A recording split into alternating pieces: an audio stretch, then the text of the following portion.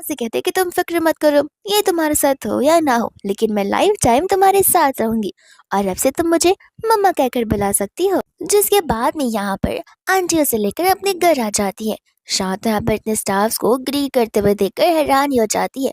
Aunty बोलती कि तुम घबराओ मत, ये सब लोग तुम्हारी सेवा करने के लिए यहाँ पर है। और आंटी ने यहाँ पर शाह के लिए ढेर सारी चीजें ऑर्गेनाइज की होती है, ज्वेलरी से लेकर महंगे डायमंड तक और ढेर सारी चीजें। जिसके बाद में यहाँ पर शाम मना कर दी थी कुछ भी रहने से। आंटी बोलते कि तुम मना क्यों ना कर लो, लेकिन ये सब कुछ पर तुम्हारा ही हक बनता है। फिर बाद में यहाँ पर वो स्टाफ को कहती है शाह को उसका कमरा दिखा देने के लिए। जिसके बाद में यहाँ पर रात हो जाती है एंड यहाँ पर यूटर्न कर वापस आता है। तो फिर यहाँ पर वो अनड्रेस हो रहा था कि इतने में यहाँ पर ब्लैंकेट अंदर इसकी शाह आ जाती है और कहने लग जाती है कि आखिर तुम मेरे कमरे में क्या कर रहे हो। यूटर्न यहाँ पर शाह को अपने कमरे में देखकर हैरान हो जाता है। वो उसे पूछे कि पहले तुम बताओ कि तुम इस हालत में मेरे कमरे में क्या कर रही हो। वो कहते कि अरे आपको कैसे पता चला कि ये हमारा कमरा है, यहाँ पर मम्मा ने मुझे भेजा है, ये कहते हुए कि कपल्स हमेशा एक साथ ही सोते हैं, इसलिए देखो मैं यहाँ पर आ गई। ह्यूटन यहाँ पर उसे सारे कपड़े वापस पहनने के लिए कहता है एंड यहाँ पर वो उसे बार बार रुकी जा रही थी, ये कह जा रही थी कि मुझे भूख लग रही है। तो वो स्टाफ को बुलाता है, यहाँ पर शाह के लिए खाना बनाने के लिए बोल देता है और साथ ही साथ शाह के लिए सेपरेट रूम क्लीन करने के लिए भी कह देता है। जिसके बाद में यहाँ पर वैसे रूम क्लीन होता है, वैसे यहाँ पर यूटन शाह को लेकर उसके न्यू कमरे में चला जाता है और उसे समझाता है कि देखो तुम एक फीमेल हो और एक मैं मैन हो, भले ही हमें यहाँ पर शादी हो रही हो लेकिन हमें अलग अलग रूम में रहना होगा। इतना कहकर वहां से वो चला जाता है, जहाँ पर वो स्टाफ शाह से कहते कि देखो हमारे माँ सिर्फ बहुत ही ज्यादा बैड टेम्पर वाले हैं, तो फिर प्लीज उन्हें बार बार गुस्सा मत दिलाया करो और वो तुम्हें पसंद नहीं करते, इसलिए प्लीज तुम उन्हें परेशान भी मत करो। शाह ठहरी अभी फिलहाल छोटी सी बच्ची है, जहाँ पर उसके दिमाग में ये बात बैठ जाती है कि यूजन यहाँ पर उसे हेट करता है। इसके बाद में यहाँ पर नेक्स्ट मॉर्निंग हो जाती है, जहाँ पर शाह कहीं तो जा रही होती है। आंटी यहाँ पर उसे रोककर पूछने लग जाती है। शाह कहते कि मैं जा रही हूँ पैसे अर्न करने के लिए, बट यहाँ पर आंटी उसे मना कर देती है, ये कहते हुए कि मैं हूं ना, मैं तुम्हें यहाँ पर लाइफ टाइम सपोर्ट करूंगी। बट यहाँ पर शाह कहते कि नहीं, किसी को सपोर्ट करना यानी कि पैसे बहुत ज्यादा खर्च होना, और पैसे की वैल्यू तो कुछ ज्यादा ही होती है। मेरी आंटी ने मुझसे कहा है कि मुझे मेरे ऊपर पैसे खराब नहीं करने चाहिए। जहाँ पर आंटी से समझाते कि देखो तुम्हारी आंटी की बातें सब कुछ भूल जाओ, अब तुम अपनी मम्मा यानी कि मेरी बातों को याद रखो। शाह यहाँ पर गुमसुम सी होती है, तो उसकी मॉम यानी कि वो आंटी कहने लग जाती कि कोई बात नहीं, एक काम करो तुम मुझे बताओ कि आखिर तुम्हें कौन सा काम करना है, मैं यहाँ पर तुम्हारे लिए वो काम अरेंज कर दूंगी। तब यहाँ पर वो उसे बताती है कि मुझे क्लीनिंग का काम करना है। तो फिर आंटी यहाँ पर सोचे पड़ जाती कि क्लीनिंग मैं ऐसे कैसे करवा सकती हूँ, लेकिन वो सोचते कि कोई बात नहीं, तुम यहाँ पर होटल की क्लीनिंग करना, लेकिन ज्यादा मत करना, अगर तुम तंग आ गई तो मुझे बता देना, मैं तुम्हारे लिए कुछ और अरेंज कर दूंगी और तुम्हारी मंथली सैलरी यहाँ पे 1 मिलियन होगी। शाह यहाँ पर 1 मिलियन को अपने हाथों में काउंट करना शुरू कर देती है। इसके बाद में यहाँ पर वो लोग उस जगह पर चले जाते हैं, जहाँ पर शाह बड़ी एक्साइटेड हो जाती है अपनी इस न्यू जॉब को लेकर। इतने में यहाँ पर सिया होती है, जो कि यहाँ पर उसे वापस से क्रिटिसाइज करना शुरू कर देती है। शाह कहती कि तुम मेरे बारे में ऐसे बुरी बुरी बातें क्यों कर रही हो, अगर यहाँ पर मेरी मम्मा को पता चलेगा तो वो तुम पर बहुत चिल्लाएंगी। सिया हंसते हुए कहते कि तुम अपनी मम्मा को जाकर बताओ कि कहीं यहाँ पर तुम सुसाइड तो नहीं करने वाली हो ना, क्योंकि वही इकलौता रास्ता है जहाँ पर तुम अपनी मॉम के पास जा सकती हो। शाह यहाँ पर उन्हें ऐसा बोलने से मना कर रही होती है, क्योंकि यहाँ पर खुद उसे अपनी मम्मी पापा के बारे में कुछ पता नहीं था और ना ही कुछ याद होता है। जिसके बाद में यहाँ पर उनकी आवाज़ को सुनकर यहाँ पर न्यू मैनेजर आ जाता है। वो उनसे कहते हैं कि यंग लेडी आज यहाँ पर आने वाली है, तो फिर तुम लोग प्लीज़ ज़रा अच्छे से बर्ताव करो। शाह कहती है कि मैं ही वो यंग लेडी हूँ। सिया को गुस्सा आता है और वो उसे थप्पड़ मार देती है, ये कहते हो कि तुम्हें क्यों लगता है कि तुम वो यंग लेडी हो, अगर तुम यंग लेडी हो तो फिर मैं भी यहाँ पर उनकी यंग मिस्ट्रेस हूँ। और यहाँ पर वो उसे और थप्पड़ मारने लग जाती है, जहाँ पर वो मैनेजर कहने लग जाता है कि इस लड़की को यहाँ से बाहर निकालो। यंग लेडी ने अगर इसे यहाँ पर देख लिया तो वो नाराज हो जाएंगी। जिसके बाद में यहाँ पर वो लोग उसे जबरदस्ती लेकर वहां से बाहर निकाल रहे होते कि इतने में यहाँ पर ये जन आ जाता है, जहाँ पर मैनेजर कहने लग जाता है कि देखिए ये एक टाइप का डर्ट बैग है जिसे मैं यहाँ से बाहर निकाल रहा हूँ। यूटन यहाँ पर उसे थप्पड़ी मार देता है, जहाँ पर दोस्त असिस्टेंट बताने लग जाता है उन सभी लड़कियों के बारे में जो शुरुआत से यहाँ पर शाह को बुली करती आई है। तो वो सबको नील डाउन करने के लिए कहता है और अपने असिस्टेंट को इशारे करता है, जहाँ पर वो सभी गार्ड्स को इशारे करता है और वो लोग जाकर उन्हें पिटने ही लग जाते हैं। फिर वो यहाँ से शाह को लेकर जाने लग जाता है एंड यहाँ पर वो लोग कार में बैठे हुए होते हैं, जहाँ पर चांद शाओ को कह रहा था कि अगर तुम्हें पता नहीं है कि अगर कोई तुम्हें बुली कर रहा है या फिर कोई तुम्हें थप्पड़ मार रहा है तो फिर तुम्हें भी यहाँ पर फाइट बैक करना चाहिए। शाओ कहती कि नहीं, पर जाने दो ना, इससे क्या फर्क पड़ता है। एंड यहाँ पर वो उसे चिपकने लग जाती है, जहाँ पर यूजन अपने हाथों में से रिंग निकाल कर उसे दे देता है, ये कहते हुए कि मेरी फैमिली की इनहेरिटेंस वाली रिंग है, तो अगर कोई भी तुम्हें परेशान करे तो उन्हें ये रिंग दिखा देना, एंड वो लोग यहाँ पर तुम्हें फिर बुली या परेशान बिल्कुल नहीं करेंगे। शाओ से कहते कि थैंक यू, एंड यहाँ पर वो उसे कंधे पर सोने लग जाती है, जहाँ पर मन ही मन वो उसे देखकर यहाँ पर सोच रहा होता है कि जब भी मैं यहाँ पर शाओ को देख रहा हूँ तो मुझे वो बचपन वाली लड़की की याद क्यों आ जा रही है। इतने में यहाँ पर असिस्टेंट उन दोनों को देखकर स्माइल करने लग जाता है। यूजन कहते कि लगता है तुम्हारी खुशी का कोई ठिकाना नहीं है, तो फिर तुम पैकिंग कर लो और अफ्रीका जाने की तैयारी कर लो। जहाँ पर असिस्टेंट वापस से उनसे माफी मांगता है एंड कहता है कि एक्चुअली मैंने कभी आपको किसी लड़की के साथ इतना क्लोज देखा नहीं है, बस इस वजह से। यूजन यहाँ पर उससे बेस्ट गायनेक को अपॉइंट करने के लिए कहता है, ताकि यहाँ पर वो शाह का कंटिन्यूसली चेकअप कर सके। इसके बाद में यहाँ पर डॉक्टर शाह को चेक करने के लिए चले आते हैं, जहाँ पर डॉक्टर बताते हैं कि देखिए यहाँ पर हमें मैडम का कुछ ज़्यादा ही ध्यान रखना होगा, क्योंकि उनकी बॉडी में यहाँ पर एनर्जी और न्यूट्रिएंट्स की कमी कुछ ज़्यादा ही है। ऐसा लगता है जैसे शुरुआत से यहाँ पर उन्होंने अच्छी तरीके से मीट नहीं खाए होंगे, जिस वजह से उनकी बॉडी का स्टैमिना कुछ ज़्यादा ही लो है। तो फिर मैं आपको एक डाइट प्लान दूंगा और आपको डेली बेसिस पे उस डाइट प्लान को फॉलो करना होगा, और वो मैडम को ना चाहते बगैर भी वो सारी चीज़ें खिलानी पड़ेंगी, वो भी टाइम टू टाइम। और साथ ही साथ यहाँ पर उनका बॉडी मसाज भी जारी रहेगा। बट यहाँ पर आंटी बोलने लग जाते कि नहीं, तुम मैन हो, तुम यहाँ पर मेरी बेटी का बॉडी मसाज कैसे कर सकते हो। डॉक्टर कहता है कि मैं नहीं, लेकिन उनके हस्बैंड तो कर सकते हैं। एंड यहाँ पर आंटी बहुत ज़्यादा ही खुश होने लग जाती है, जहाँ पर जान के लिए तो ये सारी चीज़ें बहुत ज़्यादा ऑकवर्ड हो रही थी। पर आंटी बोलते कि देखो, वैसे भी तुम उसके साथ शादी करने ही वाले हो, तो फिर अगर तुम उसका इतने अच्छे से ख्याल रखोगे तो तुम दोनों के लिए अच्छा है, तुम दोनों की क्लोजनेस भी बढ़ जाएगी। इसके बाद डॉक्टर चले जाते हैं, तो यहाँ पर आंटी उन दोनों को अकेला टाइम देकर वहां से जाने लगती है, जिसके बाद में यहाँ पर उसके हाथों को मसाज करने लग जाता है। पर जैसे ही वो उसे नेक मसाज दे रहा था, शाह तो यहाँ पर शर्माने लग जाती है और अपना फेस अपने बाल से छुपाने लग जाती है। यूजन कहते कि तुम इतना शर्मा क्यों रही हो। शाह कहती बस ऐसे ही।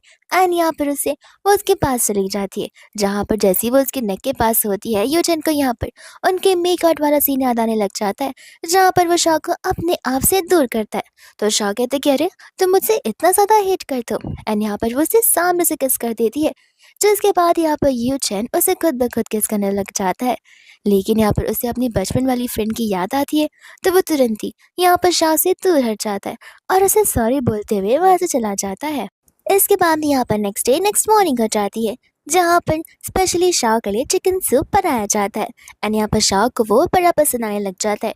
इतने में आंटी यहाँ पर यूचन से शाह को लेकर शॉपिंग के लिए जाने के लिए कहती है। चांद कहते हैं कि नहीं, मेरे पास फिलहाल टाइम नहीं है, और ऐसे भी आप तो घर पे फ्री ही होती हो, तो आप चली जाओ ना। आंटी कहने लग जाते कि ठीक है, शादी भी मैं यहाँ पर शाह से कर लूँगी। चांद कहते कि अगर ऐसा पॉसिबल है तो प्लीज़ कर लीजिए। और यहाँ पर उसकी मम्मा उसे डांट लगाने लग जाती है, ये कहते हुए कि तुम उसके हस्बैंड हो, और ऐसे भी उसकी प्रेगनेंसी को अब 3 मंथ्स हो गए हैं, तो फिर हमें थोड़े प्रिकॉशंस लेने पड़ेंगे और एक्सरसाइज भी शुरू करना होगा, ताकि यहाँ पर ड्यूरिंग प्रेगनेंसी वो यहाँ पर अपने आप को तो संभाल पाए। तो उसके बाद में यहाँ पर चांद को उसे लेकर शॉपिंग के लिए जाना ही पड़ता है। एंड जैसे ही यहाँ पर वो लोग मॉल में जाते हैं, शाह की नजर यहाँ पर एक टेडी बेयर पर पड़ जाती है, जो कि उसे बहुत पसंद आता है। तो वागन यहाँ पर चांद को देने लग जाती है, तो उसका कार्ड उस बेयर को लेकर चला जाता है उसका बिलिंग करवाने के लिए। जिसके बाद में यहाँ पर शाह की नजर एक ड्रेस पे पड़ जाती है। चांद यहाँ पर उसे बच्चों की तरह इधर उधर भागता देख हंसने ही लग जाता है।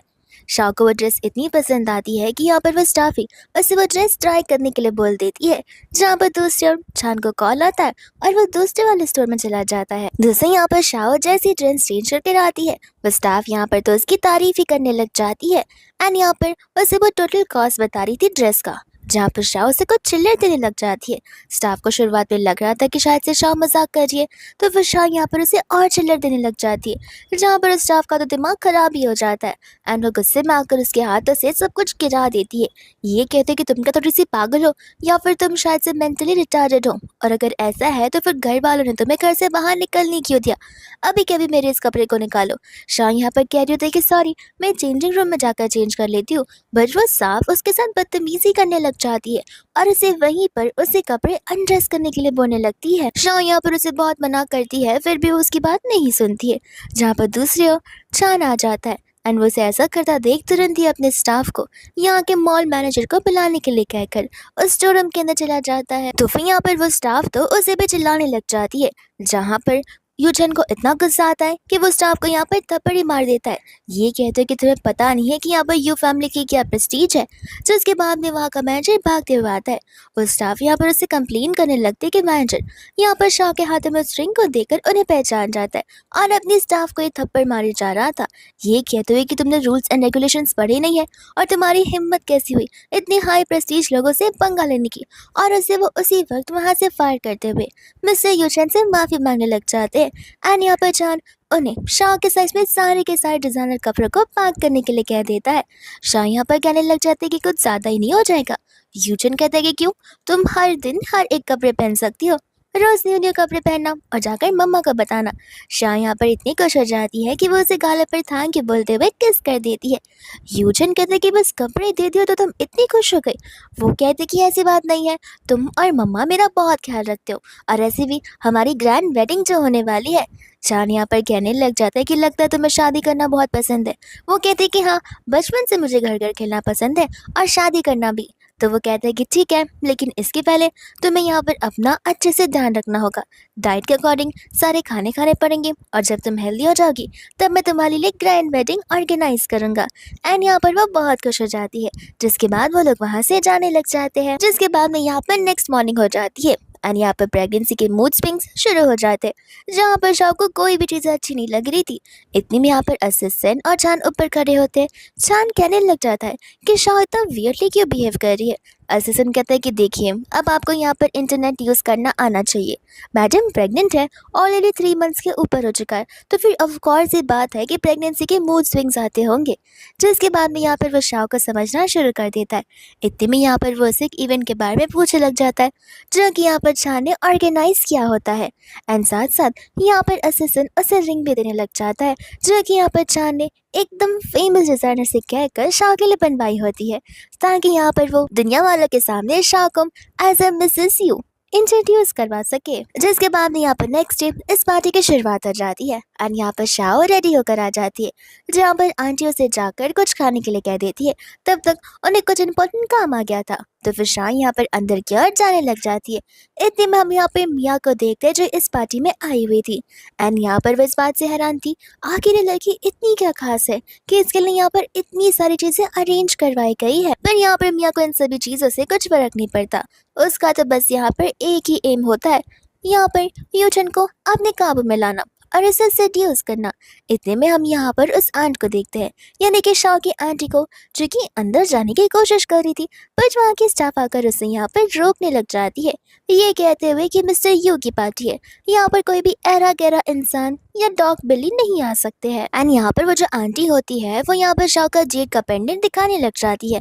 उस पेंडेंट को देखते यहाँ पर मिया उसे रिकॉग्नाइज कर लेती है एंड मन में सोचने लग जाती है कि ये तो वही पेंडेंट है जो कि यहाँ पर बार बार यूचन उस लड़की को ढूंढने की कोशिश कर रहा है। और अगर इस पेंडेंट को मैंने ले लिया तब क्या पता यहाँ पर सारी की सारी बाजी पलट जाए। इसलिए यहाँ पर वो उस आंटी से इस पेंडेंट को 3 मिलियन में खरीद लेती है। मिया जैसे यहाँ पर इस पार्टी के अंदर जाती है, यहाँ पर वो शाह को टारगेट करना शुरू कर देती है, क्योंकि शाह यहाँ पर एक प्रेग्नेंट वुमन थी और खाया जा रही थी और ऊपर से यहाँ पर उसकी ड्रेस कोई डिजाइनर ड्रेस नहीं होती है। इतने में यहाँ पर आके वो उसकी ड्रेस का मजाक बनाने लग जाती है। शाह कहते कह रहे इस ड्रेस में क्या खराबी है, इसमें देखो यहाँ पर एक बनी भी बना हुआ है। तो वो समझ जाती है कि तो कोई पागली औरत है जो इस पार्टी के अंदर घुस आई है। एंड यहाँ पर वो स्टाफ को बुलाने लग जाती है, जहाँ पर स्टाफ शाह से पूछती है कि आखिर तुम्हारा गार्डियन कौन है। तो वो बताती है कि यू फैमिली का नाम सुनते यहाँ पर मिया तो हंसने लग जाती है। और यहाँ पर सभी लोगों की नजर उन पर पड़ जाती है, जहाँ पर कुछ लोग तो ये सोच रहे होते कि लड़की यहाँ पर यू फैमिली का नाम लेकर आई है ताकि वो बस यहाँ पर डिलीशियस खाने खा सके और इस पार्टी को एंजॉय कर सके। एंड यहाँ पर वो उसे क्रिटिसाइज करना शुरू कर देती है, जहाँ पर शाह से कहते कि नहीं, जैसा तुम समझ रहे हो ऐसा बिल्कुल नहीं है और मैं झूठ नहीं बोल रही हूँ। इतने में एक आई हुई गेस्ट उसके हाथ में उस रिंग को नोटिस करती है, तो फिर वहाँ की स्टाफ तो उसके साथ और अच्छे से बिहेव करने लग जाती है, क्योंकि वो रिंग यहाँ पर प्रूफ होता है कि वो उस फैमिली से बिलोंग करती है। लेकिन यहाँ पर मियाँ सभी से कह रही होती है कि बस करो, यहाँ पर ये लड़की तुम्हें उल्लू बना रही है, और तुम यहाँ पर इस पागल लड़के से उल्लू क्यों बन रहे हो? तुम्हें क्यों लगता है कि यहाँ पर मिस्टर यू चैन एक पागल लड़की के साथ में शादी करेंगे? ये चीज़ तो पॉसिबल बिल्कुल भी नहीं है।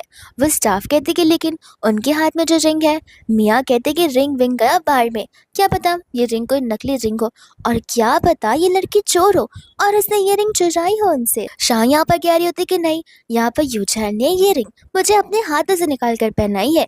मियाँ कहने लग जाती बहुत हो गया, कम से कम झूठ बोलने से पहले एक बार सोच तो लेती कि तुम किसके बारे में बात कर रही हो। सभी लोग कह रहे होते कि यहाँ पर पार्टी में घुसकर खाना खाना तो ठीक है, लेकिन इस तरीके का झूठ बोलना और उस रिंग की चोरी करते हुए अपने बच्चे को भी ये सब सिखाना बहुत ही बुरी बात है।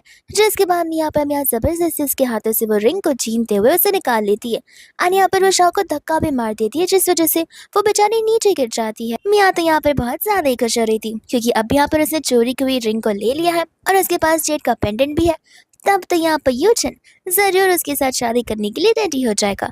एंड इतने में यहाँ पर यूचन की एंट्री हो जाती है, एंड इतने में यहाँ पर चान आ जाता है, जहाँ पर चांद को देखते ही मियाँ उसके पास भागती है, लेकिन चांद उसे अपने आप से दूर कर देता है और वो उन सभी लोगों पर यहाँ पर चिल्लाने लग जाता है, क्योंकि वो लोग यहाँ पर शाह को परेशान जो कर रहे थे, और वो अपने असिस्टेंट को जाकर यहाँ पर सीसीटीवी का फुटेज निकालने के लिए कह देता है, ताकि यहाँ पर वो देख सके कि आखिर यहाँ पर गलती किसकी है और वो उस इंसान को यहाँ पर सजा दे सके।